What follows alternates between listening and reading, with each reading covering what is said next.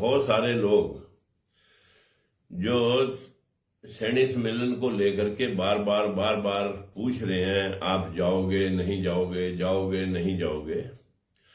मित्रों, मैं आपकी सूचना के लिए आज लाइव आकर के सभी को इकट्ठे बता देता हूं कि देखिए, ये बीजेपी पार्टी का अपना प्रोग्राम है और इस पार्टी में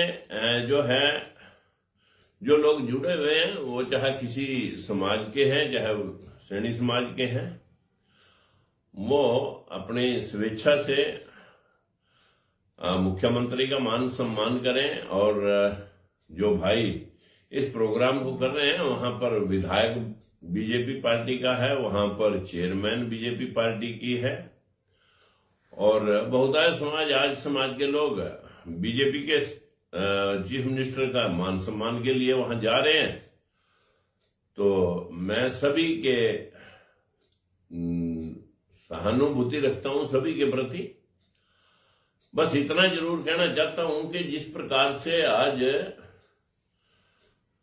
हमारे लोग कहीं नहटौर में, इधर कहीं चांदपुर में, उत्तर प्रदेश में कहीं शामली में और कहीं नारनौल में, जगह जगह सैनिक सम्मेलन का आगाज है। मित्रों, आज हमारे पास उत्तर प्रदेश में डिप्टी सीएम बना रखा और हरियाणा के अंदर चीफ मिनिस्टर बना रखा।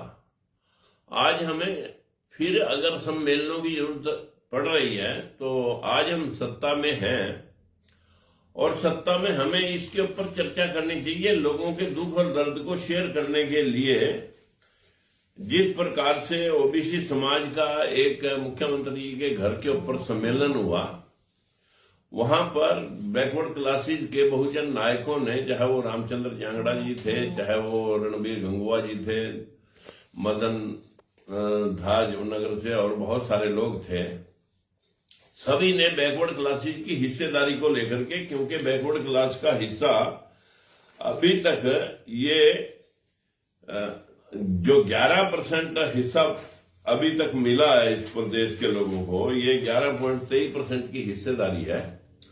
हम ये लड़ाई लड़ रहे हैं और आपको भी यही लड़ाई लड़नी चाहिए। आज समाज के उन लोगों का, जो लोग पीछे रह गए, उन लोगों की हिस्सेदारी सुनिश्चित करने के लिए चीफ मिनिस्टर के पास ये फरियाद हमारी रहनी चाहिए, ना कि आज हम सैनिक सम्मेलन करके इस बात का जो है ना कहीं वो तमाशा करें कि भाई जो है ना हम जो आपका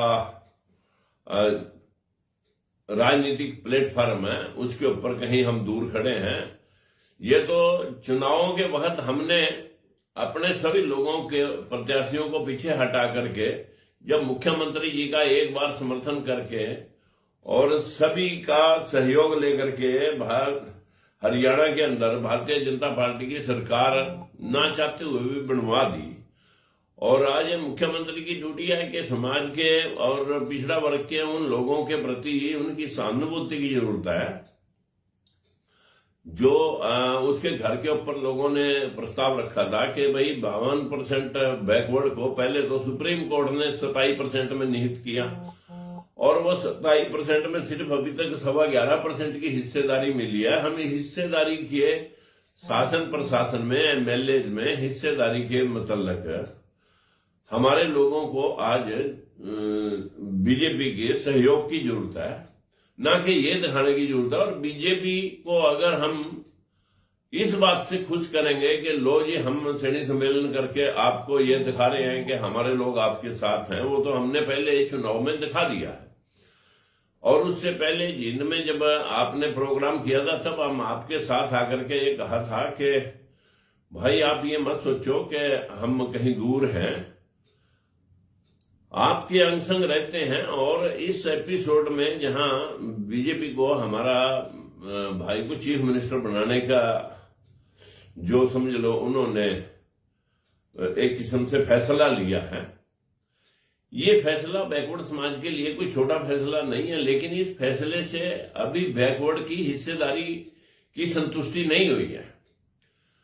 और बीजेपी चाहती है कि जातीय सम्मेलन होते रहे, कहीं विश्वकर्मा सम्मेलन, कहीं कश्यप सम्मेलन, कहीं जो है सैनी सम्मेलन, कहीं गुज्जर सम्मेलन, कहीं जो रामगढ़िया सम्मेलन, और कहीं पर जो है ना ये वाल्मीकि जयंती कर रहे हैं, कहीं पर ये विश्वकर्मा जयंती कर रहे हैं। ये तो चाहते हैं कि हम लोग फटे रहें।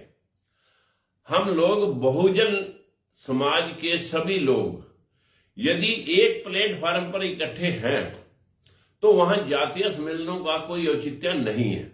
अगर हम राजनीति में अपनी हिस्सेदारी सुनिश्चित करने के लिए दौड़ लगा रहे हैं तो अभी 4 साल हमारे पास पड़े भी हैं। हमें आज लोगों की हिस्सेदारी सुनिश्चित करने के लिए ये प्रस्ताव मुख्यमंत्री और भारतीय जनता पार्टी के सामने रखना चाहिए कि देखिए, हमने एक तरफा फैसला बैकवर्ड क्लास ने बनी हुई कांग्रेस की सरकार को हटा करके आपकी सरकार को पीछे 40 सीटें आई थी और अब क्या 50-48 सीटें आई हैं। वो ऐसे नहीं आई, वो बैकवर्ड क्लास के चीफ मिनिस्टर बनाने की वजह से ही आई। लेकिन अगर ये अपर कास्टें ये सोच रही हैं कि ये हमने गेम खेला था, गेम खेलने का मकसद ये नहीं कि भाई बैकवर्ड क्लास को नजरअंदाज कर दिया जाए। और जो बीजेपी चाह रही है कि ये जातियों में भटे रहें, ये इसी तरह के सम्मेलन करते रहें और कहीं मतलब अलग अलग फंड करके ये लोग हमारी स्तुति गाते रहें, तो मित्रों ये तो हजारों साल का किस्सा है। जिस किस्से के मुताबिक बैकवर्ड क्लास ने और बहुजन समाज के लोगों ने, बहुजन नायकों ने अपना सर्वनाश, उन लोगों की वजह से हमारे लोगों का नुकसान हुआ जो चिचड़ इन मतलब जो है ना लोगों के साथ चिपके हुए हैं।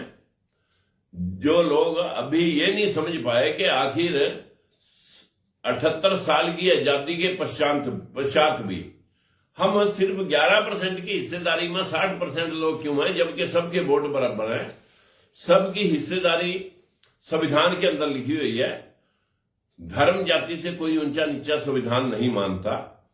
तो लेकिन आज बहुत सारे लोग जो इस बात की उत्सुकता रखते हैं कि राजकुमार सैनी को मैसेज क्यों नहीं दिया, भाई दें चाहे नहीं दें, मैसेज दें, तब भी मैं बीजेपी पार्टी के प्रोग्राम में मेरे जाने का कोई मतलब बनता नहीं और मेरे जाने का कोई औचित्य नहीं है। ये उनकी अपनी पार्टी का एक प्रोग्राम है।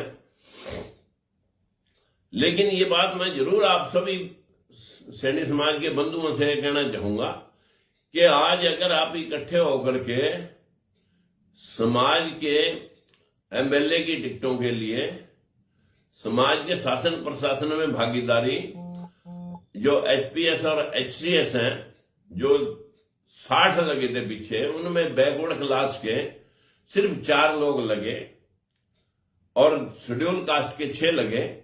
60 में से 50 लोग अपर कास्टों ने 60 का 10वां हिस्सा ईडब्ल्यूएस का भी पूरा ध्यान रखा उन्होंने कि ये भी कहीं नगण्य न हो जाए।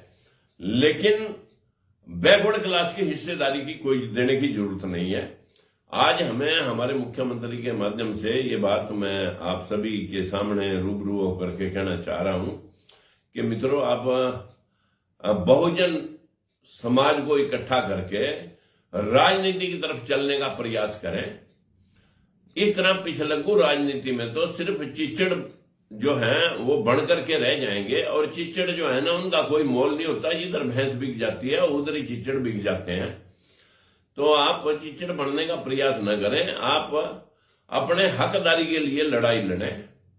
और मनुवादी व्यवस्था के लोग आपको कभी भी हिस्सा देने के लिए तैयार नहीं है।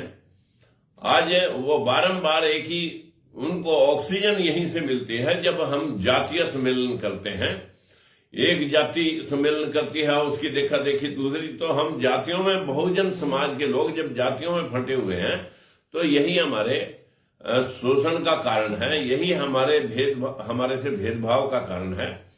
तो मैं आप सभी से अपील करता हूं कि मैं आपके साथ हूं, चाहे मैं आपके साथ आ रहा जहां नहीं आ रहा, लेकिन आप बैकवर्ड क्लासेस की हिस्सेदारी की बात करें। और मेरे आने के ऊपर कोई इसी प्रकार का कमेंट्स करने की जरूरत नहीं है कि कौन किसको बुला रहा है, कौन नहीं बुला रहा। बुलाए नहीं बुलाए तब भी मैं बीजेपी पार्टी के प्रोग्राम में आने की जरूरत नहीं समझता। तो इसलिए मैं आप सबके साथ हूं, आप सभी को मेरा प्रणाम। इस पर ज्यादा कमेंट करने की जरूरत नहीं है। नमस्कार।